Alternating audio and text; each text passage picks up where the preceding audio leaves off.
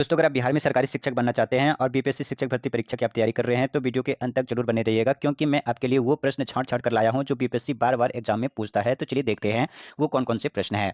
पहला प्रश्न है जो बीपीएससी ने पूछा है, ये 2022 में अभी यानी कि हाल ही में पूछा है, तो उसको देख लेते हैं। यानी देखिए, ये बीपीएससी 67वीं बीपीएससी 2022 में पूछा है। और दोस्तों, आप ये ध्यान रखिएगा, जो हेडमास्टर का भी बीपीएससी का जो एग्जाम हुआ था, वो प्रश्न यहीं से इसी इसी तरीके से उठाया गया था। प्रश्न कुछ ये है कि निम्नलिखित तुलना के आधार पर हिमालय नदी की प्रायद्वीप, क्या लिखा है, प्रायद्वीप नदी से तुलना करें। हिमालय नदी से प्रायद्वीप, तो सबसे पहले आपको बता देते हैं कि प्रायद्वीप होता क्या है। मैं कहूं कि इस तरीके से हमारा क्या है, भारत है, इस तरीके से भारत है, ठीक है। तो इस तरीके के अगर हम भारत की नक्शा बना दें, तो आप जानते हैं कि जो तीन साइड से पानी से घिरा हुआ रहता है, उसको हम क्या कहते हैं, प्रायद्वीप। तो इसका मतलब कि दक्षिण भारत की जो ये क्षेत्र हो गया, ये हुआ प्रायद्वीप, ठीक है। और ये अपना जो ये हिमालय वाला क्षेत्र है, ये हो गया हमारा हमारा हिमालय वाला क्षेत्र, और ये हो गया प्रायद्वीप। तो यहाँ पे जो नदियां बहती है उसे प्रायद्वीपीय नदी कहते हैं, और यहाँ पे जो नदियां बहती है उसे हम हिमालय नदी कहते हैं। तो आप ये प्रश्न बताइए कि हिमालय नदी क्या है, प्रायद्वीपीय नदी है, या जो गंगा नदी है वो प्रायद्वीपीय नदी है, या फिर यहाँ हिमालय नदी है। तो आप कहेंगे जी गंगा यहाँ पे बहती है, तो ये क्या है, हिमालय नदी है।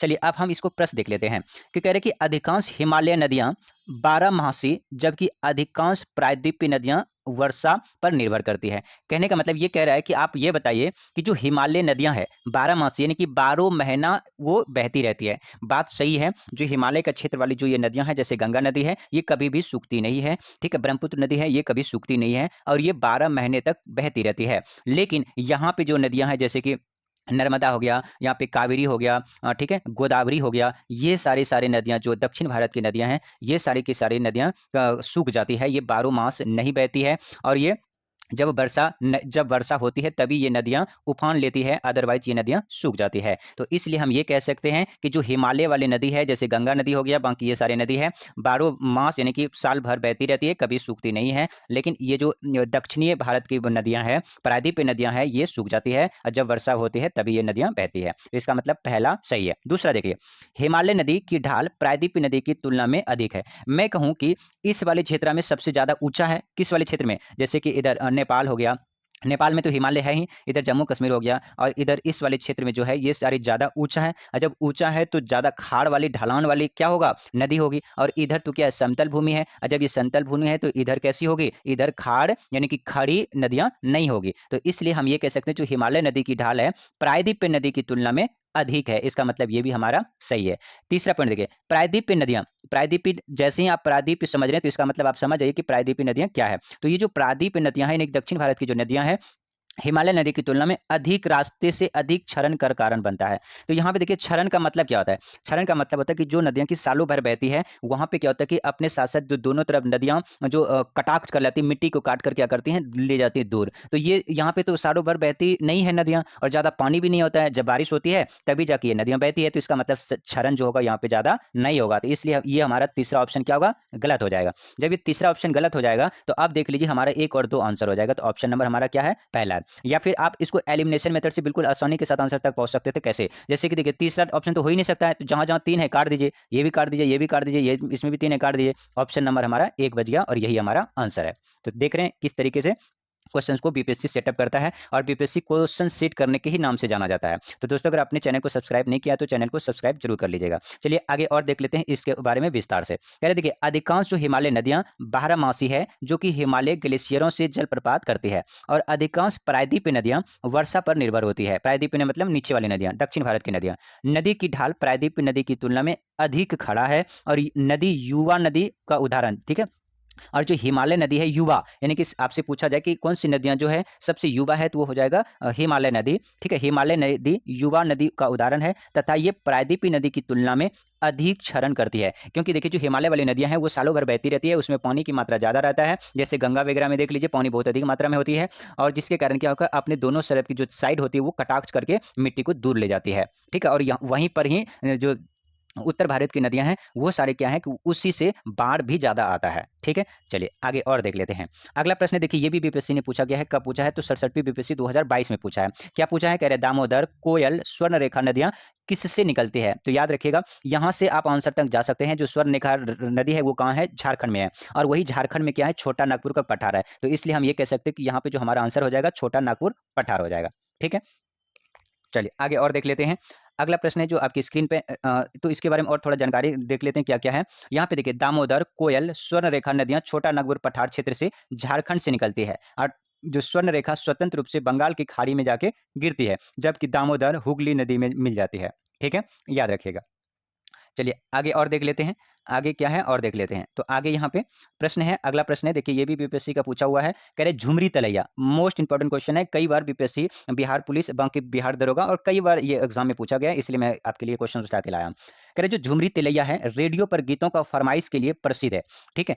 आपने देखा होगा पहले क्या कहते रेडियो बहुत प्रचलित था, लोग है ना फरमाइश पे आप फोन करते थे और वहां पे जो आप क्वेश्चन पूछते थे, मतलब जो गाना सुनना चाहते थे वो सुना दिया जाता था। तो उसी प्रकार क्या है कि झुमरी जो तलैया है, ये झुमरे तलैया झारखंड में स्थित है और ये किस लिए फेमस है? रेडियो पर गीतों को फरमाइश के लिए ये प्रसिद्ध जगह है। ठीक है? कौन है? झारखंड।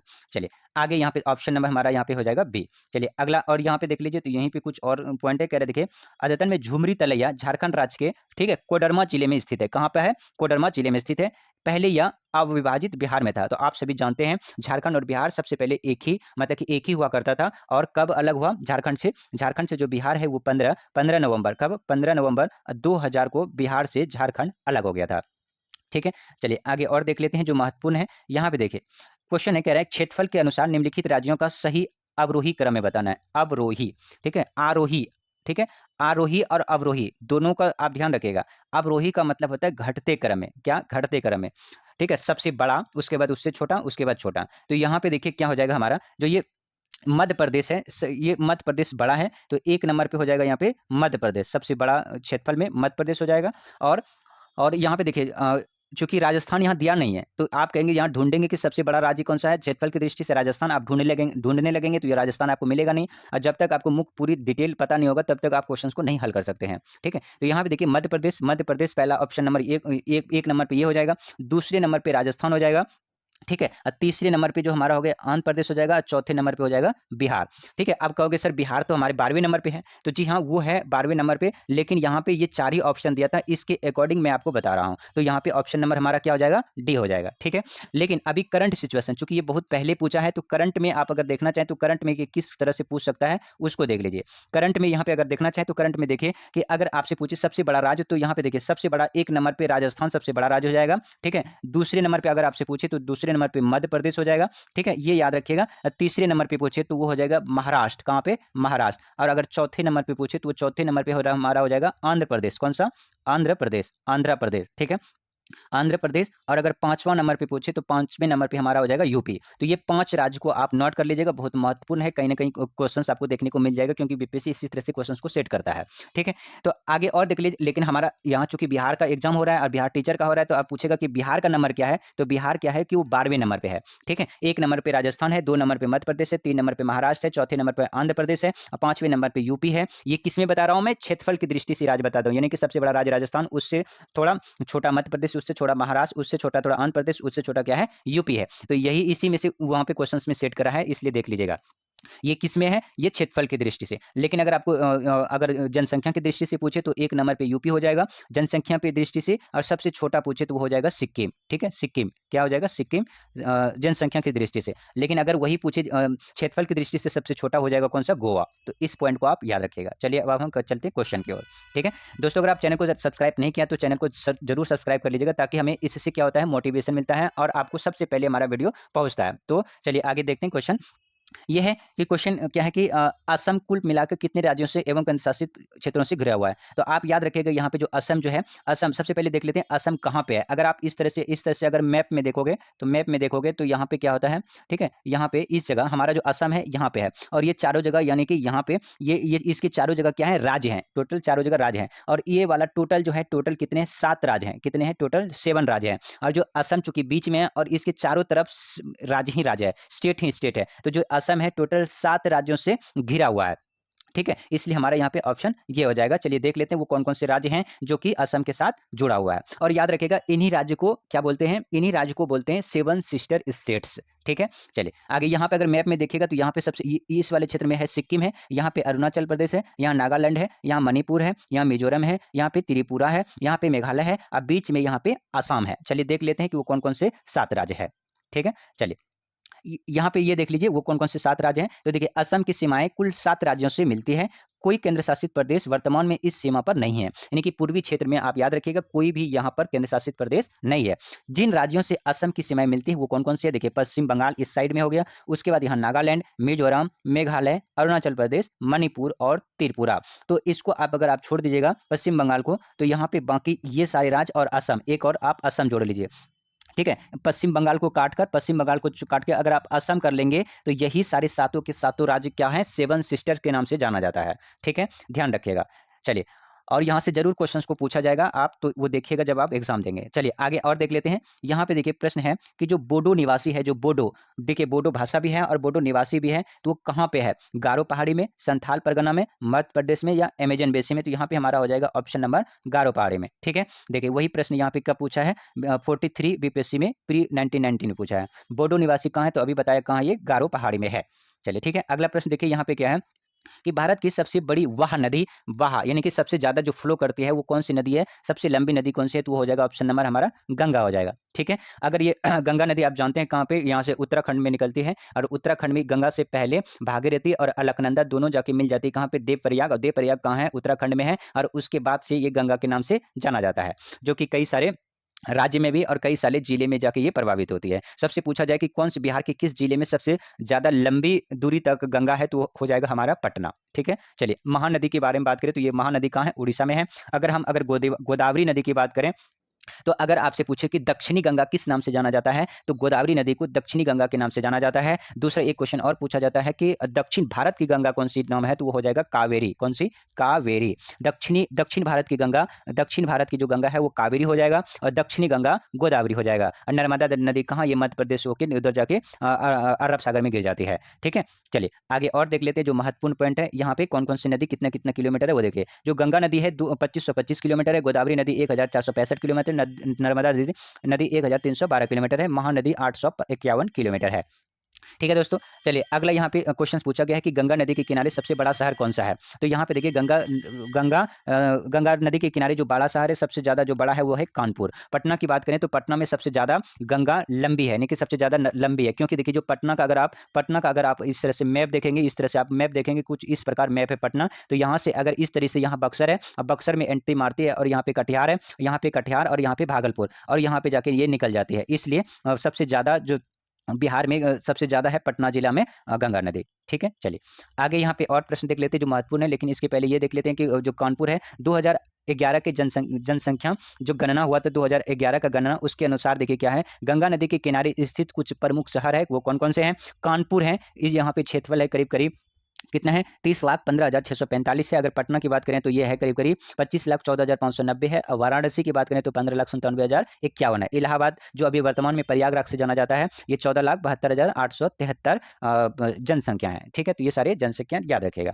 चलिए अब यहाँ पे अगला प्रश्न यही पूछा है, देखिए प्रश्न करे तिब्बत में मानसरोवर झील के पास जिस नदी का स्रोत है, यानी कि देखिए तिब्बत, अगर आप इस तरह से मैप में देखेंगे तो यहाँ पे देखिए, अगर आप मैप में इस तरह से देखेंगे, ठीक है, तो अगर आप मैप में इस तरह से देखेंगे, ठीक है, तो यहाँ पे देखिए क्या है, यहाँ पे देखिए क्या है कि तिब्बत है, यहाँ पे हमारा इधर है तिब्बत है, ये सारे हमारा क्या है, चाइना है, और यहाँ से एक नदी निकलती है, इस नदी का नाम है क्या, ब्रह्मपुत्र नदी है। लेकिन यहाँ पे जो नदी बहती है ब्रह्मपुत्र, इसे सांगपो के नाम से जाना जाता है, और एशिया का सबसे बड़ी नदी सांगपो ही है। और यही नदी जब यहाँ पे गिरती है तो यहाँ पे हमारा ब्रह्मपुत्र नदी हो जाता है। और जो कि और यहाँ से जो नदी निकलती है, यहाँ पे ये वाला हमारा है गंगा नदी, दोनों जाके यहाँ पे गिर जाती है, जो यहाँ ब्रह्मपुत्र डेल्टा बनाती है, कहाँ पे वेस्ट बनी के बंगाल, और ये बंगाल की खाड़ी यहाँ पे जाके गिरती है, तो यहीं पे सुंदरवन डेल्टा है। ठीक है, तो अब यहाँ पूछा है कि तिब्बत में मानसरोवर झील के पास जिस नदी का स्रोत है, तो वो हमारा हो जाएगा, देखिए जो ब्रह्मपुत्र नदी भी है तिब्बत के पास, यहीं से निकलती है, और उसके बाद यहाँ से ब्रह्मपुत्र नदी यहाँ से निकलती है तिब्बत से, और यहीं से इधर की ओर सिंधु नदी बहती है, सतलज नदी भी यहीं से बहती है। ठीक है, तो यहाँ पे देखिए ब्रह्मपुत्र भी बहती है, और सिंधु भी बहती है, सतलज भी बहती है, तो हमारा ऑप्शन नंबर हो जाएगा डी, यानी कि तीनों की तीनों नदी यहाँ से प्रभावित होती है। लेकिन अगर आपसे यहीं से अगर पूछ दे कि इनमें से ठीक, यहीं पे अगर आपसे ये पूछ दे कि बताइए कि बंगाल की खाड़ी में कौन कौन सी नदी इसमें से गिरती है, तो आप बताइएगा। अगर इस तरह से हम इस तरह से अगर मैप बना लें, इस तरह से, ठीक है, इस तरह से अगर हम मैप बना लें तो देखिए, ठीक है, तो यहाँ पे क्या है कि इधर से जो नदी गिरेगी यहाँ पे जाके अरब सागर है, अब अरब सागर में गिर जाएगी, तो यहाँ पे जो आपका ये सिंधु नदी है ये अरब सागर में गिरती है यहाँ से। ठीक है, सतलज नदी भी इधर भी जाके गिरती है, लेकिन जो एक ब्रह्मपुत्र नदी है वो इधर की ओर जाके यहाँ पे बंगाल के खाड़ी में गिरती है। ठीक है, तो इसको आप याद रखेगा। ठीक है, चलिए अब अगला प्रश्न देख लेते हैं और इसी के बारे में थोड़ा और डिटेल जान लेते हैं। देखिए, ब्रह्मपुत्र नदी तिब्बत में मानसरोवर के निकट चेंगमा युंगडुंग हिमत से निकलती है। कहाँ से? ब्रह्मपुत्र तिब्बत में मानसरोवर के निकट है चेमा युंगडुंग, जो कि चाइना के उधर है और इसलिए इसको चैनाम चुंग चांग चिंग ये सब बोलते हैं, इसलिए यहाँ पे चेमा चुंग युदुंग है। ठीक है। सतलज नदी की बात करें तो तिब्बत में ही मानसरोवर झील के पास राकस ताल से निकलती है। अगर सिंधु की बात करें तो यह मानसरोवर झील के निकट ही से ही निकलती है। ठीक है, तो इस पॉइंट तीनों को याद रखिएगा। चलिए अगला प्रश्न है वो देख लेते हैं। कह रहे मानस नदी किस नदी की उपनदी है? जो मानस नदी है वो किस नदी की उपनदी है? तो देखिए जो है गोदावरी है, ये नहीं, नदी नहीं है, ये हो जाएगा हमारा ब्रह्मपुत्र नदी। ठीक है, मानस नदी किस नदी की उपनदी है? तो ये हो जाएगा हमारा ब्रह्मपुत्र नदी। ठीक है दोस्तों, चलिए आगे यहीं पे और कुछ विस्तार से जान लेते हैं। जो मानस नदी ब्रह्मपुत्र नदी का सहायक नदी है और ये ब्रह्मपुत्र की अन्य प्रमुख सहायक नदियां हैं जयोमोली, तीस्ता, कामेग, सुब्रनगिरी, ठीक है, धांसी, बूढ़ी, दिहांग, दिहांग, कोपली। ब्रह्मपुत्र को तिब्बत में सांगपो या सांपू के नाम से जाना जाता है। ये पॉइंट याद रखिएगा। ब्रह्मपुत्र नदी को तिब्बत में सांगपो या सांपू के नाम से जाना जाता है और अरुणाचल प्रदेश में इसको दिहांग के नाम से जाना जाता है। असम में ब्रह्मपुत्र नदी और बांग्लादेश में जमुना के नाम से जाना जाता है और ब्रह्मपुत्र नदी तिब्बत या चीन, भारत और बांग्लादेश से होकर प्रभावित होती है। इस पॉइंट को, इस स्लाइड को आप बहुत अच्छे से पढ़ लीजिएगा, ध्यान रखिएगा और याद कर लीजिएगा। ठीक है, क्योंकि यहां से कई क्वेश्चंस आपको जरूर देखने को मिलेगा। चलिए अगला और प्रश्न देख लेते हैं। यहां पे कह रहे हैं कौन सी नदी भ्रंश द्रोणी यानी कि फॉल्ट ट्रॉ से होकर बहती है? ठीक है, कौन सी नदी फॉल्ट ट्रॉ से यानी कि भ्रंश द्रोणी फॉल्ट ट्रफ से होकर बहती है? तो सबसे पहले ये देख लीजिए भ्रंश द्रोणी होता क्या है। तो यहाँ पे अगर मैं बोलूं इस तरह से हमारा सरफेस है, लेकिन अगर मान लीजिए यहाँ पे ये सरफेस है, अगर ये धस जाएगा, ये धस जाएगा तो धसेगा यानी कि गड्ढा टाइप का हो जाएगा। तो इस तरीके से क्या होगा, यानी कि नीचे की तरफ, ये नीचे की तरफ गड्ढा हो जाएगा, इस तरह से नीचे गड्ढा हो जाएगा और यहीं पे जो नदियां बहेगी और वो सब धसेगा कैसे? धसेगा जैसे नीचे जो धस जाएगा, धसेगा तो इसी तरह से नीचे अगर मान लीजिए जैसे ज्वालामुखी होता है वो फट जाता है, लेकिन नीचे अगर सॉफ्ट होगा तो वो नीचे धस जाएगा और इसी में क्या होता है कि भ्रंश द्रोणी हो जाता है और इसी में जो नदी बहती है उस नदी को कहते हैं हम, उस नदी वो कौन सी है? वो हमारा नर्मदा नदी है। ठीक है, तो याद रखिएगा, इसी को कहते हैं भ्रंश द्रोणी। ठीक है, चलिए आगे और देख लेते हैं। यहाँ पे देखिए क्या पश्चिम की ओर वेस्टर्न प्रभावित होने वाली नदियां कौन सी है? तो सबसे पहले देख लेते हैं कि पश्चिम की तरह यानी कि कहां से नदी बहती है। अगर हम इस तरह से अगर हम भारत की नक्शा बना लें, ठीक है, अगर इस तरह से हम भारत की नक्शा बना लें, ठीक है, तो आप यहाँ पे देख लीजिए कहां से नदियां, देखिए पश्चिम की तरफ, तो यहाँ पे क्या है, हमारा वेस्ट है, पश्चिम है, इधर हमारा ईस्ट है यानी कि पूरब है और इधर हमारा साउथ है यानी दक्षिण है, इधर हमारा नॉर्थ है यानी कि उत्तर है। देखिए इधर की ओर, किधर की ओर? ये कह रहा है पश्चिम की ओर, इसका मतलब जो नदी होगा वो इधर की ओर यानी कि अरब सागर में गिरेगा। कहां पे गिरेगा? अरब सागर में गिरेगा। तो वही कह रहे हैं कि पश्चिम की ओर प्रभावित होने वाली कौन कौन सी नदियां हैं। देखिए, ठीक है, देखिए पश्चिम की ओर तो यहाँ पे सबसे बड़ी, अगर यहाँ पे बोले तो ये वाला नर्मदा नदी नदी है। ठीक है, और अगर यहाँ से यही वाला बात करें तो ये यहाँ पे क्या है? ताप्ती भी नदी है। राप्ती नदी नहीं है, तो हमारा यहाँ पे देखिए कौन सा हो जाएगा? ऑप्शन नंबर ए हो जाएगा। दूसरा तरीका आप ये भी लगा सकते हैं, राप्ती नदी आपने कभी नाम भी वैसे नहीं सुना होगा तो तीसरा होगा ही नहीं। जब यहाँ पे तीसरा है तो इसका मतलब ये होगा ही नहीं, ये भी नहीं होगा, ये भी नहीं होगा, ऑप्शन नंबर हमारा क्या होगा? पहला ही हो जाएगा। ठीक है, चलिए आगे इसी को यहाँ पे देखिए डिटेल में यहाँ पे बताया गया है, इसको हम थोड़ा देख लेते हैं। डिटेल में क्या है कि देखिए भारत पश्चिम दिशा में प्रवाहित होने वाली 3 प्रमुख नदियां हैं,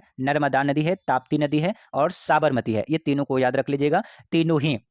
ठीक है, अगर ऐसे याद नहीं है तो आप ऐसे रख लीजिएगा इसको शॉर्ट में, ना तासा। क्या याद रखिएगा? ना तासा। क्या? नर्मदा, ताप्ती और साबरमती, ये तीनों की तीनों नदी जो हैं ये कहाँ? पश्चिम की ओर बहती है। नातासा, नर्मदा, ताप्सी, ताप्ती और साबरमती। ठीक है, ये तीनों की तीनों पश्चिम की ओर बहने वाली नदियां हैं और याद रखिएगा ये तीनों नदी ही डेल्टा नहीं बनाती है। ठीक है, चलिए आप कमेंट में जरूर बताइएगा किस कैसा आपको ट्रिक लगाइए। नातासा, नर्मदा, ताप्ती और साबरमती। चलिए अगला देखिए क्या है, घाघरा की सहायक नदी कौन सी है? तो देखिए उत्तर पश्चिम से दक्षिण पूर्व दिशा में प्रभावित होती है, ये कौन सी? राप्ती, घाघरा और सहायक नदी। राप्ती घाघरा की सहायक नदी है। देखिए ये राप्ती उतना फेमस नहीं है, लेकिन फिर भी ये घाघरा की सहायक नदी है और ये उत्तर पश्चिम से दक्षिण पूर्व की दिशा की ओर बहती है। ठीक है, चलिए आगे और पॉइंट देख लेते हैं जो महत्वपूर्ण है क्वेश्चन से, उसको देख लेते हैं। देखिए यहाँ कावेरी नदी कौन से राज्य से होकर गुजरती है? तो यहाँ पे देखा, अगर इसको अगर आप मैप में देखेंगे, ठीक है, मैप में देखेंगे इस तरह से हमारा क्या, ये हो गया हमारा मैप। तो कावेरी नदी जो है वो इधर से ऐसे होके ऐसे बहा के और ये यहाँ पे देखिए बंगाल के खाड़ी में गिर जाती है। तो यहाँ पे बहेगी तो सबसे ज्यादा यहाँ पे देखिए, यहाँ ऊपर से नहीं, या इसी जगह से, तो इस जगह क्या है? कर्नाटक है, कर्नाटक है और क्या है? इसी जगह केरल है और केरल से सबसे नीचे जाओगे तो यहाँ पे तमिलनाडु है। तो इसका मतलब कर्नाटक, केरल, तमिलनाडु, कौन सा ऑप्शन हो जाएगा? कर्नाटक, केरल, तमिलनाडु, ऑप्शन नंबर हो जाएगा हमारा बी। ठीक है, तो इस मैप के द्वारा अगर आप याद करेंगे तो बिल्कुल आपको बिल्कुल जल्दी से याद हो जाएगा और कभी भूलेंगे नहीं। कावेरी नदी जो है कर्नाटक कुर्ग जिले से ब्रह्मगिरी के निकट से निकलकर 800 किलोमीटर लंबाई और 81,115 वर्ग किलोमीटर अपवाह क्षेत्र में प्रभावित है। तिरुचिरापल्ली के निकट बंगाल की खाड़ी में मिल जाती है और इसका अपवाह जो क्षेत्र है केरल, कर्नाटक, तमिलनाडु में विस्तृत है, जैसे मैंने आपको मैप में दिखाया। पहाड़ी से नीचे उतरने के पश्चात कावेरी नदी दक्कन की पठार में प्रभावित हो जाती है और यह श्रीरंगपट्टनम और शिवनसुंदरम श्रीरंग द्वीपों के निर्माण करती है। तो बच्चे दोस्तों याद रखेगा। ठीक है, तो यहाँ पे आप एक प्रश्न और भी बन जाता है कि दक्षिण भारत की गंगा, ठीक है, दक्षिण भारत की गंगा किसको बोलते हैं? वो कावेरी को बोलते हैं, इसको याद रखिएगा। और दक्षिणी गंगा गोदावरी को बोलते हैं। यहाँ पे और देखिए एक पॉइंट ये है, इसको भी याद रखेगा। सोम और नर्मदा नदियों का उद्गम अमरकंटक से होता है। सोन और नर्मदा नदियों का जो उद्गम है वो कहां से? अमरकंटक से होता है। जबकि महानदी धतरी सिहावासा पहाड़ी से निकलती है। ठीक है, चलिए इससे रिलेटेड देखिए बीपीएससी ने कैसे क्वेश्चन पूछता है वो देख लेते हैं। देखिए यहाँ पे वही क्वेश्चन था, सोन और नर्मदा नदी का उद्गम अमरकंटक है। सोन और नर्मदा का उद्गम स्थल कहाँ है? अमरकंटक है। तो अब यहाँ देखिए सोन और नर्मदा का महानदी कहाँ से निकलती है? तो ये अमरकंटक से निकलती है। ठीक है, तो वही यहाँ पे देखिए पॉइंट था कि सोन नर्मदा नदियां जो उद्गम है अमरकंटक से निकलती है, जबकि महानदी धनत्री के हिसाब से सिहाव से पहाड़ी से निकलती है। ठीक है, चलिए अगला और देख लेते हैं जो महत्वपूर्ण प्रश्न कह रहे हैं। दामोदर नदी, दामोदर नदी, ठीक है, तिब्बत से नहीं, ये दामोदर नदी कहाँ से? छोटा नागपुर पठार से निकलती है। और आप सभी जानते हैं जो छोटा नागपुर पठार है कहाँ है? ये झारखंड में है। ठीक है, अगर आपसे पूछे कि कौन सा जिला छोटा नागपुर पठार, बिहार का कौन सा जिला छोटा नागपुर पठार से सटा हुआ है, तो वह याद रखिएगा कैमूर से जो है। अगर इस तरह, ठीक है, यहाँ पे अगर हम इस तरीके से बात करें, ठीक है, देखिए अगर हम थोड़ा मैप बना लेते हैं, यहाँ पे ये थोड़ा अगर मैप बना लें किसका? बिहार का। तो बिहार का अगर आप इस तरह से मैप बनाएंगे तो कुछ इस तरीके से बिहार का मैप बन जाता है। और इस वाला जो क्षेत्र है, ये वाला जो क्षेत्र है, ये है कैमूर, या इसको भभुआ के नाम से जाना जाता है। ये छोटा नागपुर पठार यहाँ से, या और इधर किया चूंकि झारखंड है और इसलिए यहाँ पे छोटा नागपुर पठार इसी जगह है। मतलब कि झारखंड और बिहार के ये जो यहाँ है छोटा नागपुर पठार इसी जगह है जो कैमूर जिला से सटा हुआ है। चलिए आगे और प्रश्न देख लेते हैं, या इसी को थोड़ा और डिटेल में देखिए और क्या पॉइंट बन सकता है वो देख लीजिए।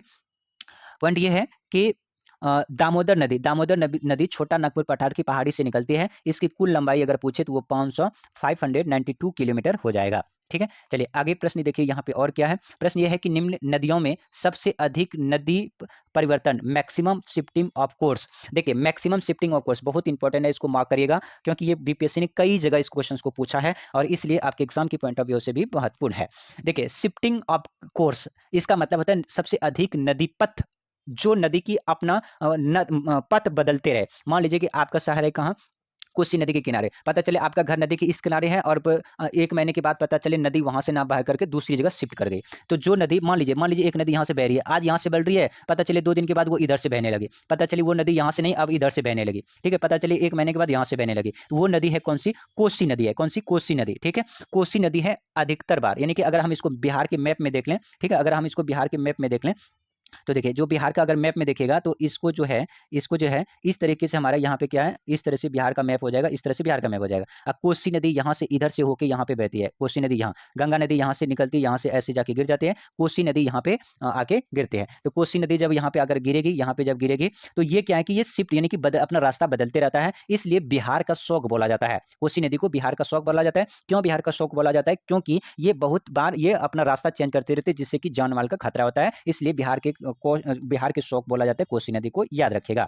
ठीक है, चलिए दोस्तों अगर आपने चैनल को सब्सक्राइब नहीं किया है तो कृपया सोचिए मत, जल्दी से सब्सक्राइब कर लें। सब्सक्राइब करने का कोई भी पैसे नहीं लगते हैं, हमें इससे मोटिवेशन मिलता है ताकि मैं आपके लिए और अच्छे से अच्छे प्रश्न ढूंढ के लाऊं जो बीपीएससी बार-बार एग्जाम में पूछता है।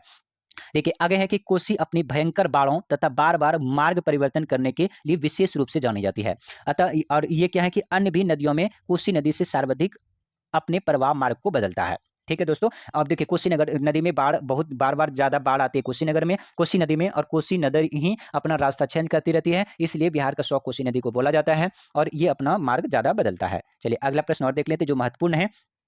महत्वपूर्ण प्रश्न कह रहे हैं दामोदर, कोयल, स्वर्णरेखा नदियां निम्नलिखित में से किससे निकलती है? कौन कौन सी? दामोदर, कोयल, स्वर्णरेखा। तो अब यहाँ देखिए स्वर्णरेखा नदी, अभी मैंने बताया झारखंड जो है वो झारखंड में स्वर्णरेखा है, स्वर्णरेखा नदी है। अगर आपसे पूछे कि कौन सी राजधानी झारखंड में भारत की कौन सी राजधानी है, मतलब कि भारत में वो कौन सी राज्य की राजधानी है जो स्वर्णरेखा नदी के किनारे बसा है, तो वो कौन सी है? रांची हो जाएगा।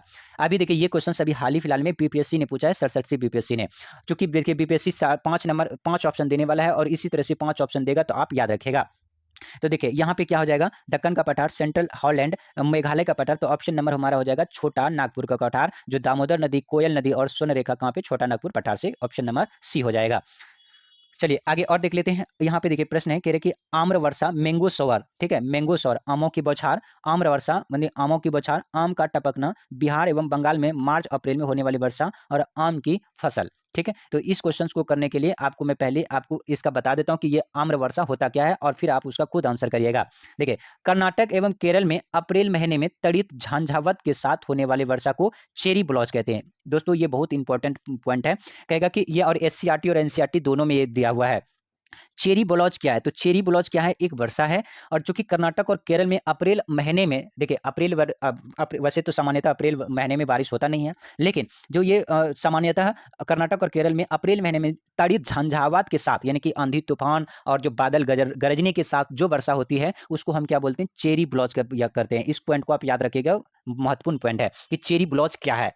ठीक है, तो याद रखिएगा चेरी ब्लॉच क्या है? एक वर्षा है और वो भी अप्रैल महीने में, जो चूंकि झंझावत के साथ जो कर्नाटक और केरल में वर्षा होता है, किस महीने में? अप्रैल में। ठीक है, जबकि मई महीने में होने वाली वर्षा को आम्र वर्षा कहते हैं। चूंकि देखिए गर्मी के महीने में आम का फसल होता है और मई के महीने में जो वर्षा होती है आमों के लिए बहुत ही महत्वपूर्ण होता है, क्योंकि आम के फसल के लिए, और इसलिए इस वर्षा से आम के पकने लग जाते हैं। अगर इस वर्षा अगर मई महीने में वर्षा होगा तो आम क्या होगा? पकने लगेगा। और बंगाल एवं असम अप्रैल मई महीने में होने वाली तड़ित झांझावत के साथ वर्षा को काल बैसाखी कहते हैं। तो इसमें कई सारे पॉइंट है, याद रखिएगा कि काल बैसाखी किसे कहते हैं? तो काल बैसाखी भी एक वर्षा है। ठीक है, और ये काल बैसाखी वर्षा कहाँ होती है? तो बंगाल एवं असम, बंगाल और असम में काल बैसाखी, और यहाँ पे चेरी ब्लॉच कहाँ? कर्नाटक और केरल में। ठीक है, चेरी ब्लॉच कहते हैं, जबकि मई महीने में होने वाली वर्षा को आम्र वर्षा कहते हैं। ठीक है, और कर्नाटक और केरल में जो झंझावात के साथ वर्षा होगा उसको चेरी ब्लॉच। दोस्तों यहाँ पे 5-6 पॉइंट है जो महत्वपूर्ण है, जरूर आपको यहाँ से कोई ना कोई क्वेश्चन देखने को जरूर मिलेगा। और एवं सारे बीपीएससी के एग्जाम में नहीं, और कई सारे एग्जाम में इस क्वेश्चन को पूछा गया है। क्यों? क्योंकि ये एनसीईआरटी बेस है और ये एससीईआरटी की भी बुक में दिया है और एनसीईआरटी की भी बुक में दिया है, इसलिए इंपॉर्टेंट हो जाता है। चलिए आगे और प्रश्न देख लेते हैं। प्रश्न नंबर ये, ठीक है दोस्तों, अगर अभी तक अपने चैनल को सब्सक्राइब नहीं किया तो जल्दी से चैनल को सब्सक्राइब कर लीजिए। अगला क्वेश्चन है कि निम्न राज्यों में से किस राज्य में जाड़े यानी कि विंटर मौसम में बारिश होती है? ठीक है, देखिए अमूमन आपने देखा होगा कि जाड़े की ऋतु में, यानी कि जो विंटर सीजन होता है उसमें बारिश नहीं होती है, लेकिन ये कुछ राज्य हैं ऐसे जो कि वर्षा होती है। तो वो देख लेते कहाँ पे। अगर मैं इस तरह से अगर हम ऐसे मैप में देख लें, अगर हम इस तरह से मैप में देखें, ठीक है, अगर हम इस तरह से मैप में देखें तो यहाँ पे जो इधर इस साइड से, यानी कि अगर इस तरह से जो मानसून आता है, ठीक है, तो इस तरह से जो मानसून आएगा इसको कहते हैं, ठीक है, दक्षिणी पश्चिमी मानसून। और जो भारत में सबसे जो ज्यादा बारिश होती है दक्षिणी पश्चिमी मानसून से ही होता है। ठीक है, और यहाँ पे चूंकि इस तरह से यहाँ पे जाएगा तो यहाँ पे ये जो लौटती हुई मानसून होता है, या फिर इसको दक्षिणी पश्चिमी जो मानसून होता है वो यहाँ पर, यानी कि तमिलनाडु के क्षेत्र में सबसे अधिक वर्षा होता है। तो यहाँ पे ऑप्शन नंबर हो जाएगा हमारा तमिलनाडु। ठीक है, किस राज्य में जाड़े यानी कि विंटर मौसम में बारिश होता है? तो हो जाएगा हमारा तमिलनाडु। और यहाँ से जो बारिश इधर से जाएगी यानी मानसून होगा उसको कहते हैं दक्षिणी पश्चिमी मानसून। ठीक है, चलिए आगे यहाँ पे और देख लेते हैं। आगे यहाँ पे यही है, देखिए कि ये अक्टूबर नवंबर के महीने में उत्तर पूर्व मानसून लौटते हुए, उत्तर पूर्व, ठीक है, देखिए यहाँ पे जो मैंने आपको बताया, इधर से जो बारिश होगा इसको कहते हैं दक्षिणी पश्चिमी मानसून। लेकिन लौटते हुए बारिश से पूछेगा तो वो इधर, ठीक है, कहाँ से? इधर से, इस साइड से। ठीक है, मैं इसको अगर दोबारा इसको बनाना चाहूँ तो इसको थोड़ा मैं इसको और बना देता हूँ। ठीक है, यहाँ पे देखिए, यहाँ पे देखिए, और थोड़ा-सा मैं इसको अच्छे से आपको बताता हूँ क्योंकि ये महत्वपूर्ण पॉइंट है और पेपर के पॉइंट से ये पूछा जाएगा। ठीक है? यहाँ पे देखिए, अगर इस तरीके से हम बनाएँ तो यहाँ पे देखिए क्या है कि इस साइड से जो बारिश होगा, यानी कि इस तरीके से जो मानसून जाएगा इसको कहते हैं दक्षिणी पश्चिमी मानसून।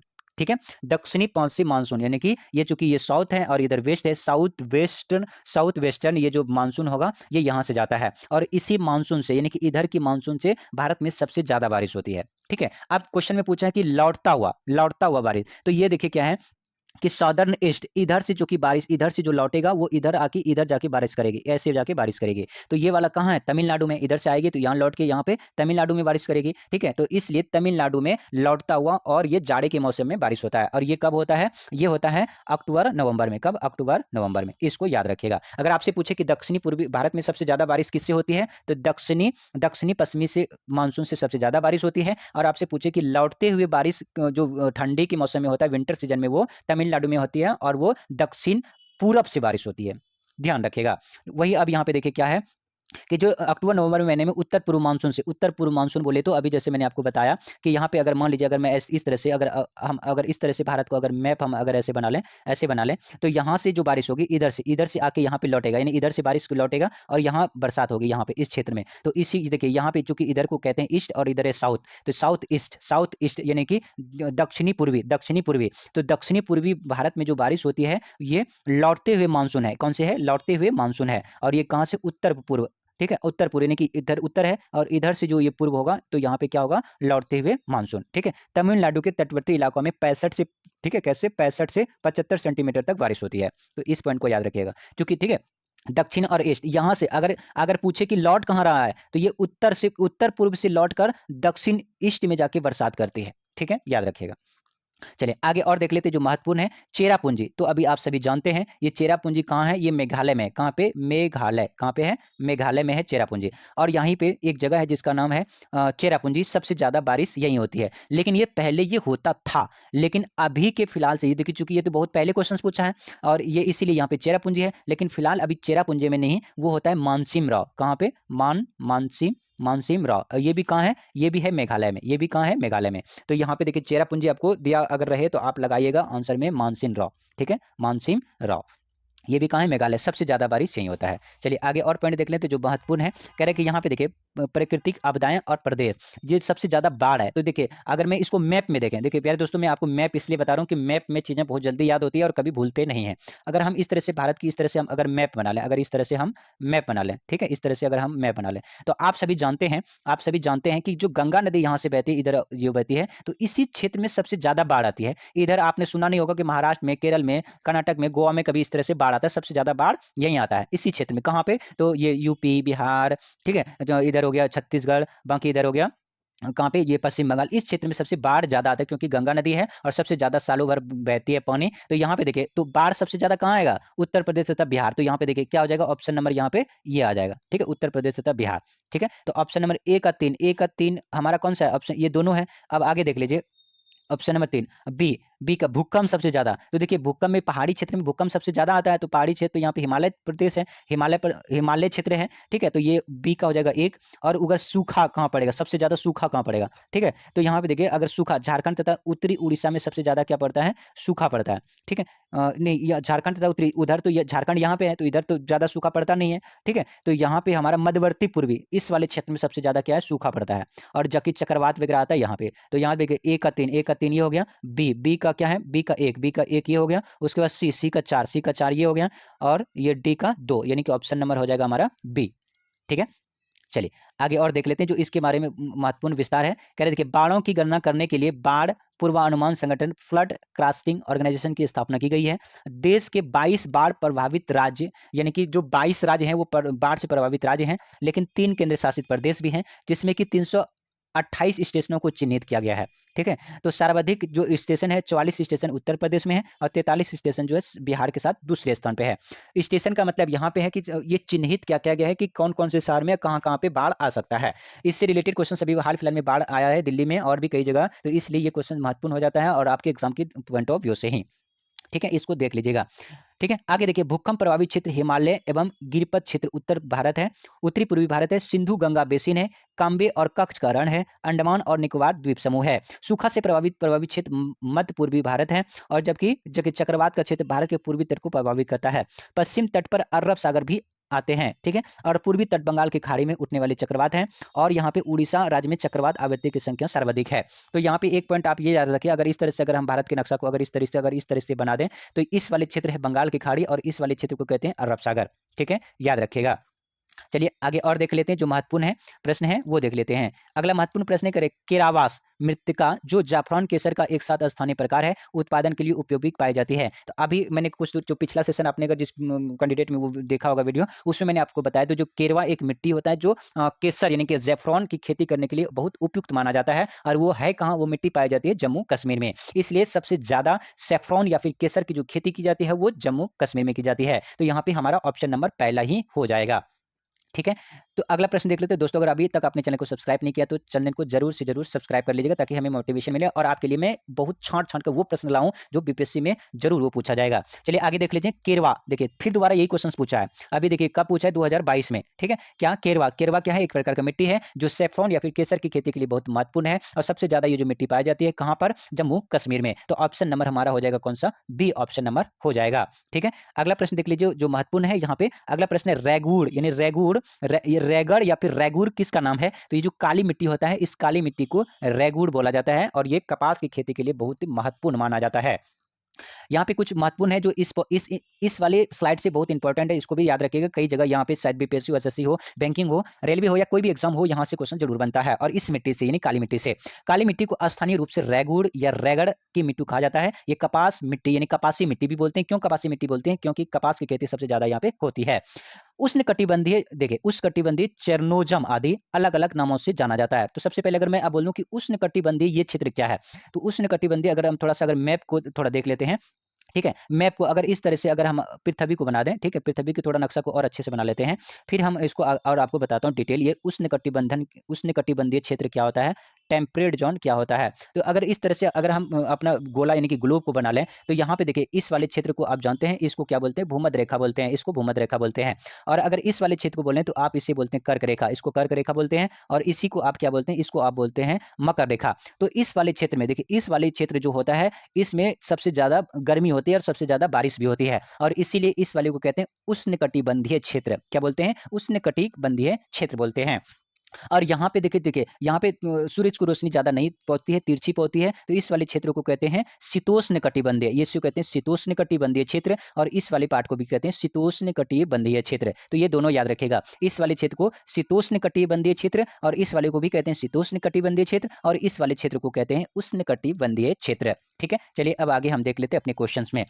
तो आपको ये समझ में आ गया होगा कि उष्णकटिबंधीय क्षेत्र क्या होता है, अलग अलग नामों से जाना जाता है। भारत में इसका विस्तार लगभग 5.46 लाख वर्ग किलोमीटर में है। भारत की कुल मिट्टी करीब करीब 16.6% है। यह मिट्टी कहाँ कहाँ, अब यहाँ पूछा जाता है कि भैया ये बताओ कि काली मिट्टी कहाँ पाई जाती है, तो आप इस पॉइंट को याद रखिएगा। जो काली मिट्टी है वो गुजरात, महाराष्ट्र, पश्चिमी मध्य प्रदेश, उत्तरी पश्चिमी आंध्र प्रदेश, कर्नाटक, तमिलनाडु, राजस्थान, छत्तीसगढ़, झारखंड और के बड़े भागों में ये काली मिट्टी पाई जाती है। पेपर में ये 4 ऑप्शन दे दिया जाएगा और आपसे पूछा जाएगा बताइए कि इनमें से कौन से राज्य में काली मिट्टी नहीं पाई जाती है या फिर पाई जाती है। इसलिए ये इंपॉर्टेंट हो जाता है कि आप इसको नोट कर लें। मुख्य मुख्य बातें आप ये याद रखेंगे कि कौन सी मिट्टी को काली मिट्टी कहा जाती है, तो रेगुड़ की मिट्टी या रेगड़ की मिट्टी को काली मिट्टी कहा जाता है। और ये पूछा जाएगा कि काली मिट्टी किस किस खेती के लिए उपयुक्त है, तो कपास की खेती के लिए उपयुक्त काली मिट्टी होती है। अगर आपसे पूछा जाए कि काली मिट्टी कहाँ भी है, कौन से राज्य में है, तो गुजरात, महाराष्ट्र, पश्चिमी प्रदेश और ये आंध्र प्रदेश, कर्नाटक, तमिलनाडु, राजस्थान एवं छत्तीसगढ़, झारखंड के क्षेत्र में विस्तृत पाई जाती है। ठीक है, अगला प्रश्न यहाँ पे देखिए क्या है कि रेगुड़, देखिए अभी फिर दोबारा इस क्वेश्चन को पूछा है, तो अभी अभी बताया कि जो रेगुड़ की मिट्टी है वो महाराष्ट्र में क्षेत्र में पाया जाता है। ठीक है, अधिक मात्रा में। आंध्र प्रदेश में भी पाया जाता है लेकिन कम मात्रा में। झारखंड में भी पाया जाता है कम मात्रा में, सबसे ज्यादा कहाँ पे, महाराष्ट्र में पाया जाता है। ठीक है, तो इस पॉइंट को याद रखिएगा। अगला यहाँ पे देखिए फिर दोबारा इसी क्वेश्चन को पूछा है कि रेगुड़ की मिट्टी, तो अभी अभी हमने जाना कि ये काली मिट्टी को रेगुड़ की मिट्टी कहा जाता है। ठीक है, तो ये कुछ महत्वपूर्ण प्रश्न थे जो बीपीएससी सिर्फ एक दो नहीं, कई सारे बीपीएससी के एग्जाम जितने भी हुए हैं, कई सारी जगह ये क्वेश्चन पूछा गया था और वहीं से मैं आपके लिए छांट छांट कर लाया हूँ। इवन बीपीएससी में नहीं, बाकी और भी किसी एग्जाम का पेपर दे रहे हैं तो आप देखिएगा जरूर इस तरीके, और ये क्वेश्चन जरूर पूछा जाता है जो मेन ये टॉपिक से लिया जाता है। और ये सारे एनसीईआरटी और एससीईआरटी बेस है, इसलिए आपके एग्जाम की पॉइंट ऑफ व्यू से बहुत महत्वपूर्ण हो जाता है। दोस्तों अगर आप चैनल को सब्सक्राइब नहीं किए तो चैनल को सब्सक्राइब जरूर कर लीजिएगा ताकि हमें इससे मोटिवेशन मिले और सबसे पहले आपको वीडियो मिले। Thank you for watching, bye bye, take care.